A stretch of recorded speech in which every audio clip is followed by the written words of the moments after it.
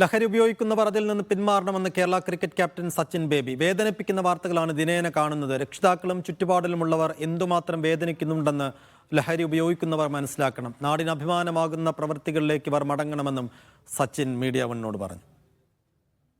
അല്ല, ഭയങ്കര വേദനിപ്പിക്കുന്ന ന്യൂസുകളാണ് നമ്മളിപ്പം കാണുന്നത്. അപ്പം നമ്മൾ കളി കഴിഞ്ഞ് നമ്മൾ ഇത് നോക്കുമ്പോഴത്തേക്കും ഇപ്പം മറ്റേ വെഞ്ഞാറമൂടിയുടെ സംഭവം ആയിക്കോട്ടെ, ഇപ്പം ഇന്നലെ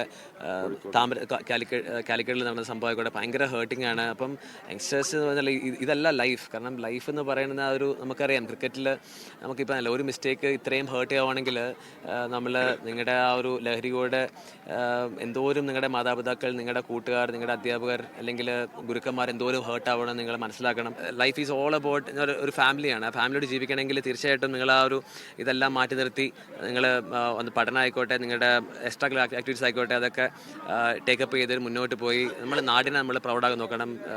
ഇപ്പോൾ ഇങ്ങനത്തെ ഭയങ്കര ഹേർട്ടിംഗ് ആണ് ഇങ്ങനത്തെ ന്യൂസൊക്കെ കാണുമ്പോൾ.